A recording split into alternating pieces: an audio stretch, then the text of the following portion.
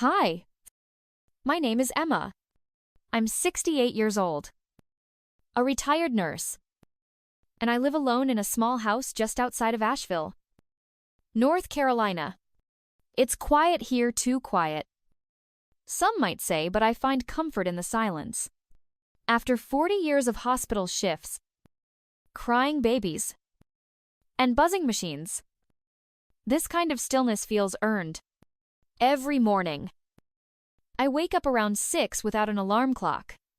Old habits die hard. I suppose the first thing I do is put on my robe, head into the kitchen, and brew a pot of tea. Earl Grey. 2 sugars. No milk. Then I sit by the kitchen window and watch the day rise over the blue ridges. The hills in fall are a wonder. Gold, rust, and fire-red leaves paint the edges of the world, and I thank God I still have eyes to see them. The house is modest. 1 story. 2 bedrooms. Hardwood floors my late husband sanded himself.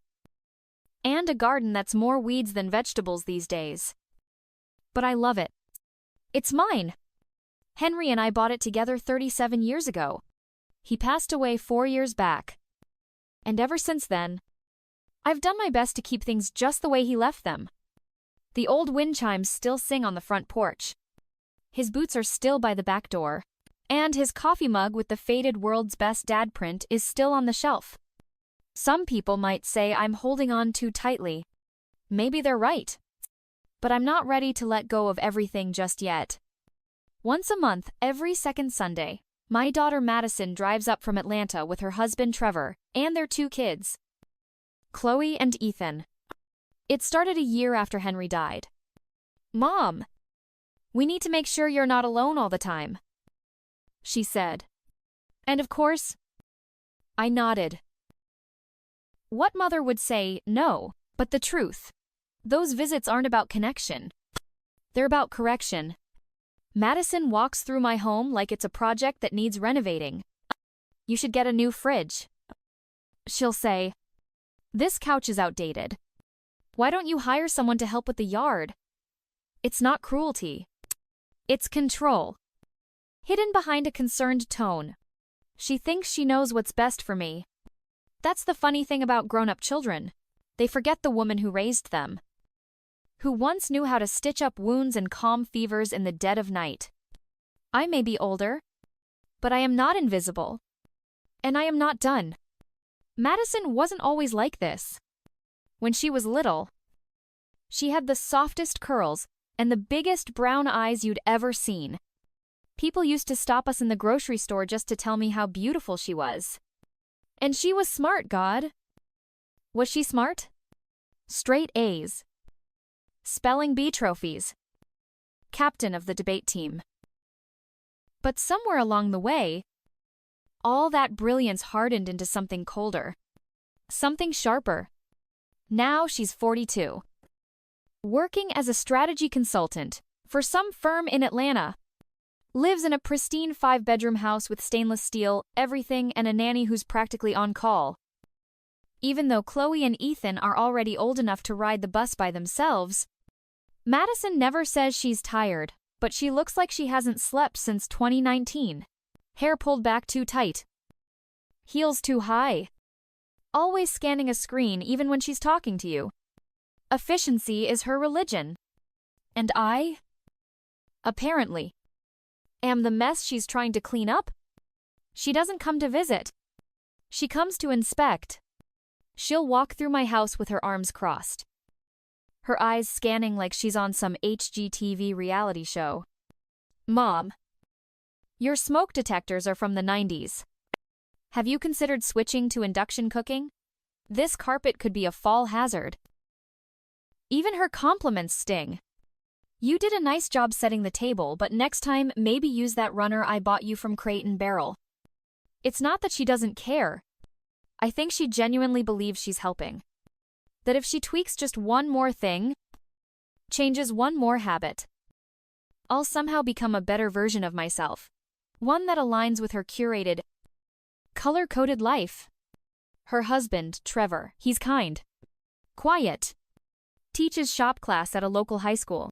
Drives a pickup. Wears worn jeans. Always says ma'am. He smiles at me. Helps carry in the groceries. Never speaks over his wife. I've always liked him. Though I wonder if he knows how small she makes him feel sometimes. Then there are the kids. Chloe, 16 and half glued to her phone. Barely makes eye contact anymore.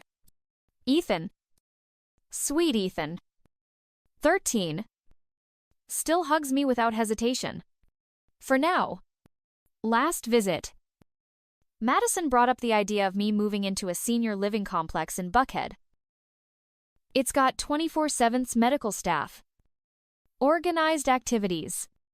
Shuttle service. It's safer for someone your age. Someone your age. Those words echo longer than they should. And the worst part, she said it in front of the kids.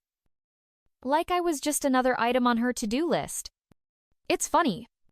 I spent decades being her safety net. Now I'm suddenly the liability. But I wasn't raised to be anybody's burden. And I don't intend to start now. Last Sunday. I woke up early.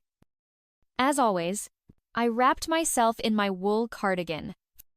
The one with the frayed sleeves. And made a fresh pot of tea. It was the second Sunday of the month, Madison Day. As I'd come to call it, I went over the mental checklist while the kettle boiled chicken marinating, vegetables chopped, tablecloth ironed. The house had to be just right. Not for celebration. For survival. By noon, the oven was working overtime, filling the house with the smell of rosemary, garlic, and lemon. I had Chloe's favorite honey-glazed carrots in one dish and Ethan's beloved mac and cheese in another. I even used the set of porcelain plates Madison had once rolled her eyes at. Too vintage, she'd said. But they were Henry's favorite? I wasn't about to pack them away just because someone else found them outdated. At 4:45, their SUV pulled into the driveway. Right on schedule. Madison stepped out first. As if she were still in charge of some corporate event. High heels. Cashmere coat. No smile. Trevor followed behind her in a flannel shirt and khakis, holding a bakery box I hadn't asked for. Chloe didn't look up from her phone. And Ethan ran toward me with a hug that almost knocked the wind out of me. God bless that boy. Inside, they settled into their usual rhythms. Madison inspected. Trevor sat silently. Chloe scrolled. Ethan explored the living room like it was a museum. Mom, Madison said as she walked into the kitchen. Don't go overboard. We're only staying for an hour and a half. Trevor's got an early shift tomorrow. I nodded and tried to smile. She glanced at the table and frowned. You're still using this old table runner. Then came the tea. It's always tea after dinner. A quiet ritual I've always loved until that moment. I was pouring water into the teapot when I saw it. A small, swift motion. Madison, reaching into her purse. Her hand cupped tightly around a small packet. And then a quick pour into my teacup. I froze. It was subtle. Too subtle for anyone else to notice. But I'd worked 4 decades in healthcare. I knew the difference between a normal movement and a calculated one. She looked up and smiled. Tea's ready almost. I replied. My mind was spinning. I didn't want to believe what I saw. But I couldn't ignore it either. So, without a word, I reached for Trevor's cup and made the switch. If she was testing me, she was about to learn something new. I'm still sharp. And I can still fight back quietly. 15 minutes. That's how long it took. One moment. Trevor was complimenting the chicken. Perfectly seasoned. Emma. Really? And the next? He went silent mid-sentence. A pale look creeping across his face. He shifted in his chair, grimaced, reached one hand toward his stomach. You okay? I asked, even though I already knew the answer. Not sure, he said, wiping his forehead with a napkin. Just hit me out of nowhere. Madison immediately sprang into action, theatrical concern in full effect. Trevor, do you think it was the chicken or the mac and cheese, Mom? Was everything fresh? Everything was bought yesterday. I replied flatly. She darted her eyes around the table like a detective in a cheap mystery movie. Maybe the mayo in the coleslaw. Or, at your age, sometimes people don't notice when something spoils. There it was. That line again. At your age. Upstairs. The bathroom door slammed shut as Trevor staggered out of the room. The sound of rushed footsteps echoed down the hall, followed by, well, let's just say, very clear signs that his stomach was in revolt. Ethan blinked wide-eyed. Chloe finally looked up from her phone. Disgusted. Ew. Gross. Chloe. Madison hissed. That's your father. But even she looked rattled now. She tried to pace it off, circling the living room like a lioness in too tight heels. I could see it in her face. This wasn't the plan. Not him. Me. Her mother was supposed to be the one running to the bathroom, red-faced and humiliated in front of the grandchildren. But I'd flipped the script. Do you have any activated charcoal? She asked. Voice tight. I'll go check. I said, already halfway up the stairs. Trevor was bent over the sink, pali as porcelain, breathing through his mouth. I'm so sorry, he said between winces. I don't know what hit me. It's okay, I said softly, handing him a glass of water and 2 charcoal tablets. Just rest. Back downstairs. Madison tried to save face. She muttered something about a stomach bug going around the office and blamed the weather. I didn't argue. I just cleared the dishes, one by one, with calm, measured hands. Inside! I was shaking not with fear, but clarity. This wasn't just another power play. This was an attack on my dignity, disguised as concern. She thought I'd crumble. Instead, her husband was upstairs, curled over a toilet, and for the first time in years, I wasn't the one being cleaned up after. That night, after they left in a cloud of awkward apologies and forced smiles, I didn't sleep. I lay awake staring at the ceiling, the sound of the bathroom door slamming still ringing in my ears. Not because I felt guilty, no.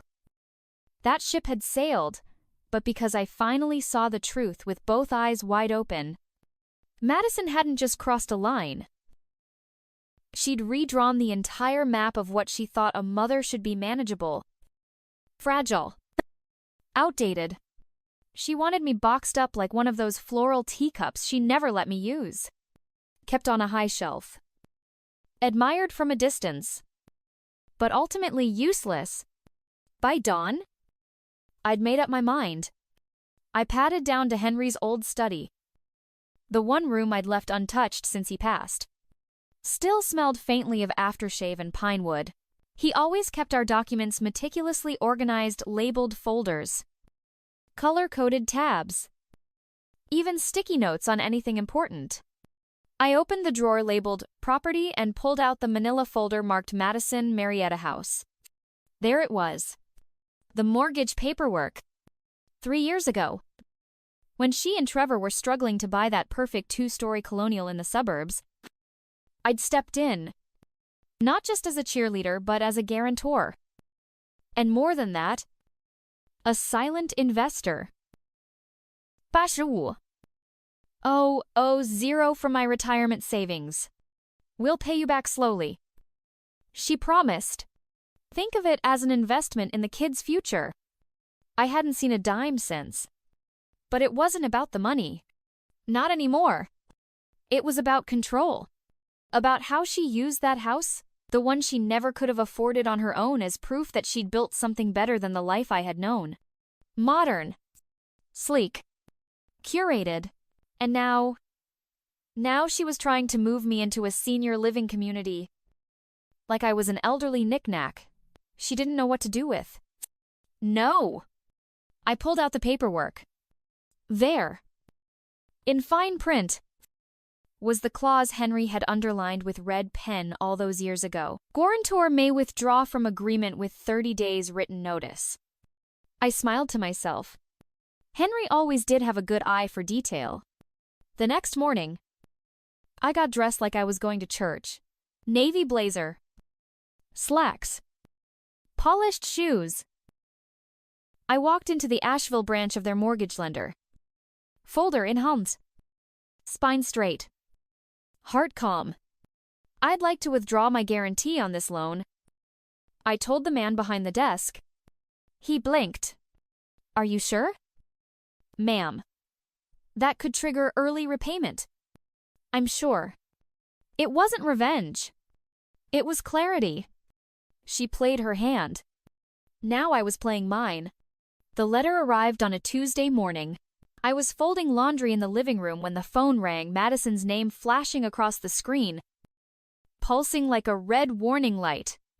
I let it buzz once, twice, then answered. What the hell does this mean?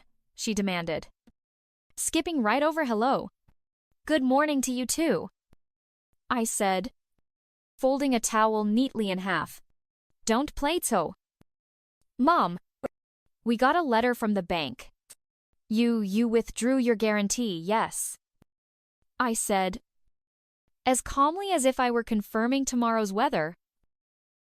There was a pause. A long one. You can't do that, she finally burst out. We have a mortgage. We have children.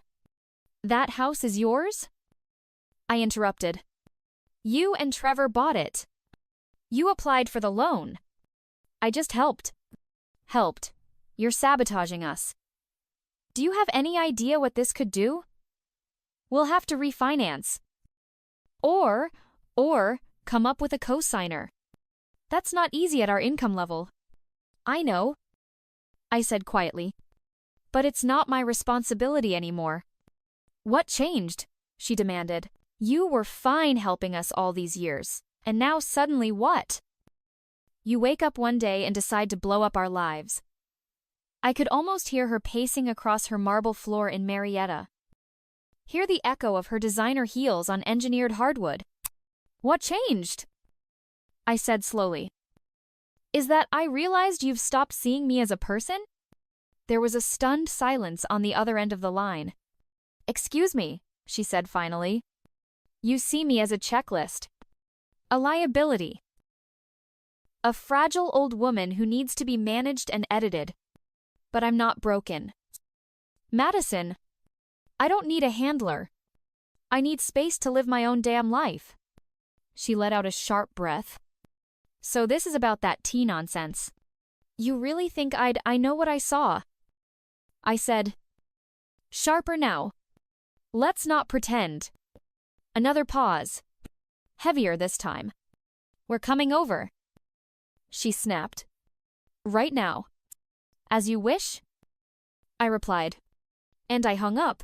I stood by the window as the sun climbed higher over the Carolina trees. Heart calm. Hands steady. She would come. She'd rage.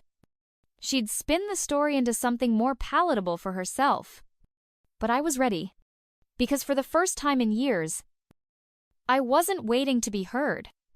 I was ready to be understood or not. Either way, I wasn't backing down. They arrived faster than I expected, an hour and 15 minutes from the moment I hung up the phone. I heard the tires grind into my gravel driveway, followed by 2 slams Madison's door, then Trevor's. She didn't even knock.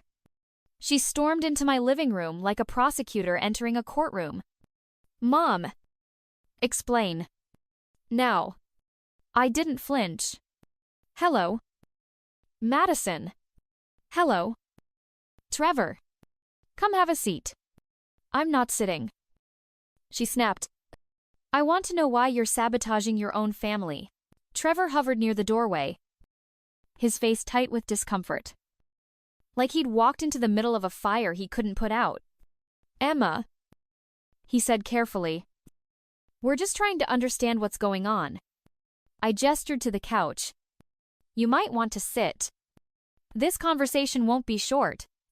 Madison crossed her arms but didn't move. You've made everything 10 times harder for us. Do you even realize what you've done?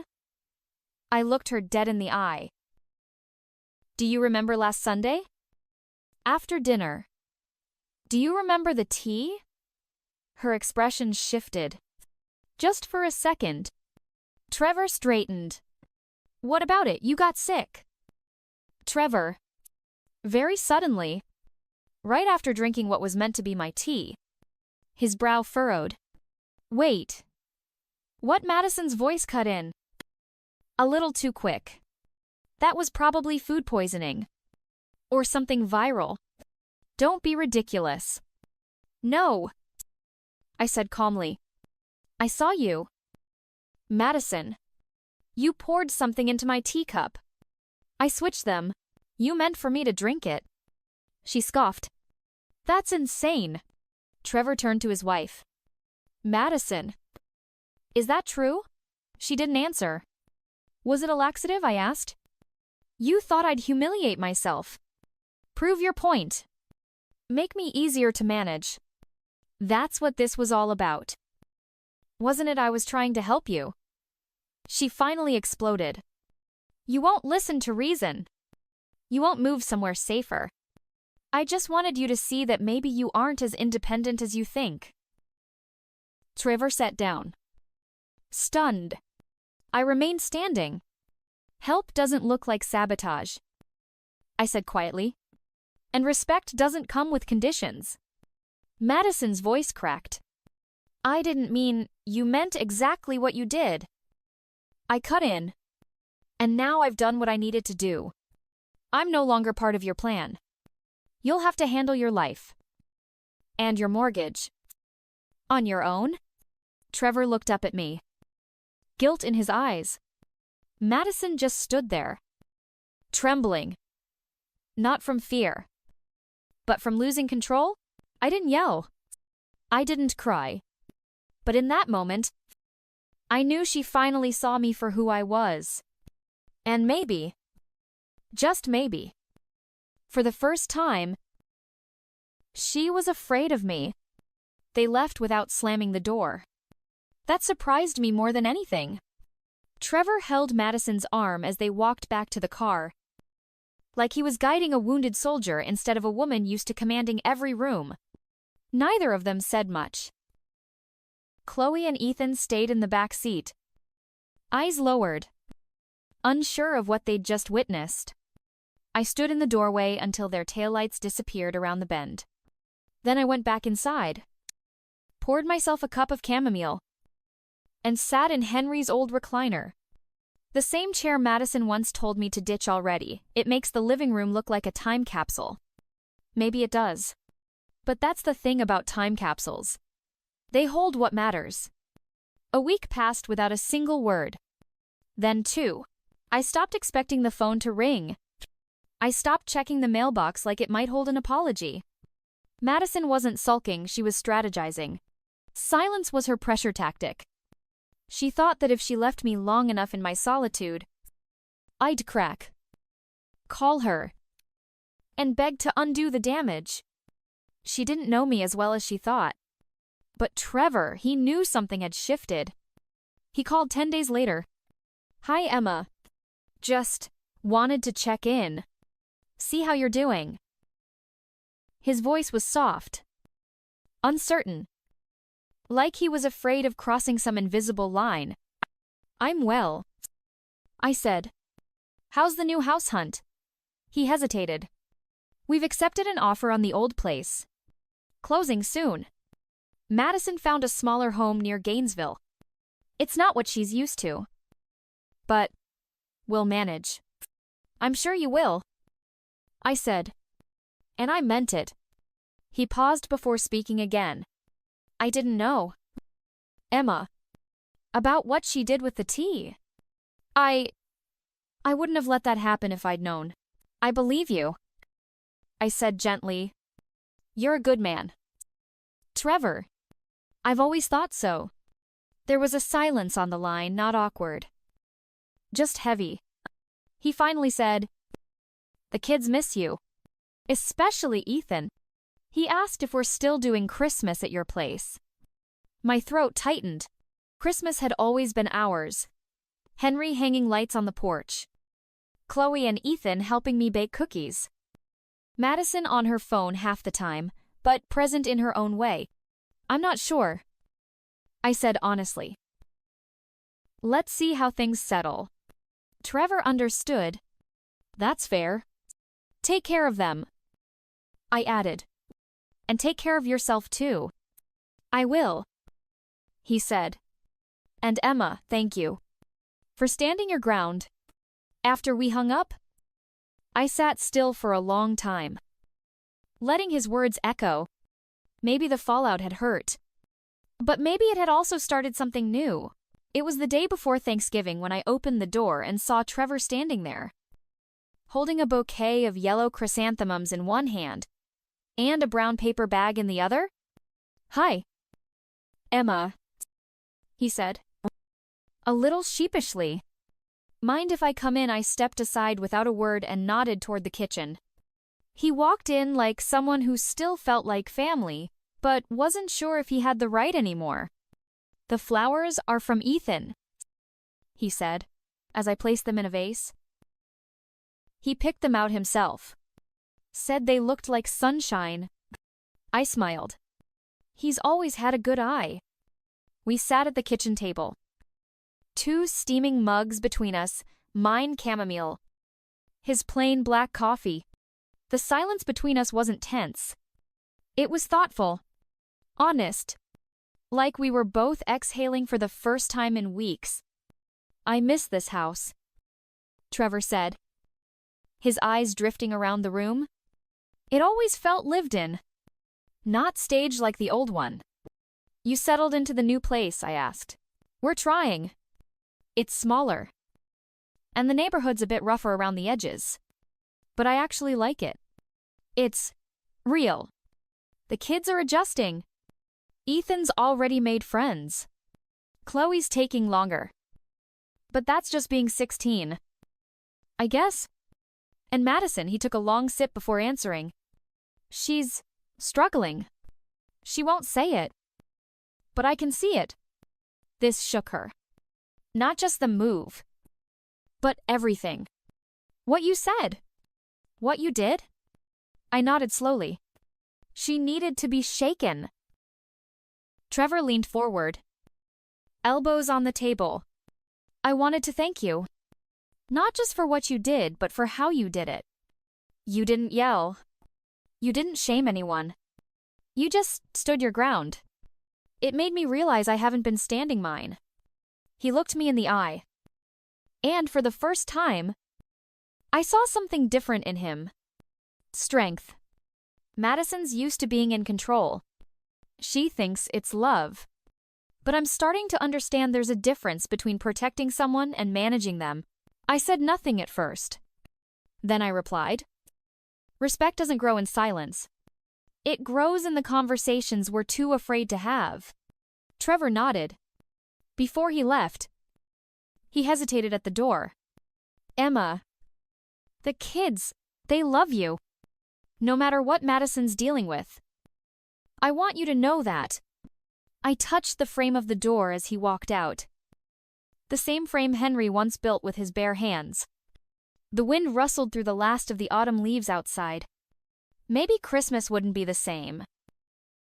But maybe, just maybe, that wasn't a bad thing. The morning of Christmas Eve, the sky over Asheville turned a soft, steel gray, cold, quiet, and still. I stood at the window with a cup of tea warming my hands. watching the bare trees sway gently in the wind. No lights on the porch this year. No sugar cookies cooling on the rack. No sound of Ethan's laughter bouncing down the hallway. The house felt emptier than usual, but not hollow. It felt honest. I'd spent the past month doing all the little things I used to push aside organizing Henry's tools.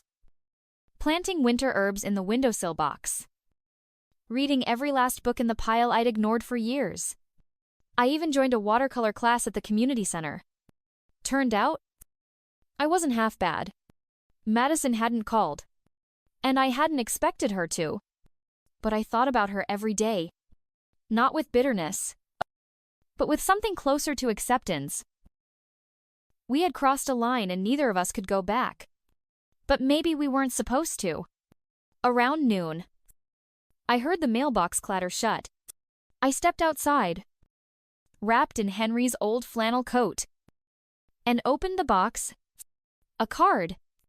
White envelope. No return address. But I knew the handwriting. Inside was a simple message. Written in Madison's neat, almost architectural script. We're trying. Merry Christmas. Love. M. I stood there for a while, the wind biting at my cheeks. Then I folded the card and pressed it to my chest.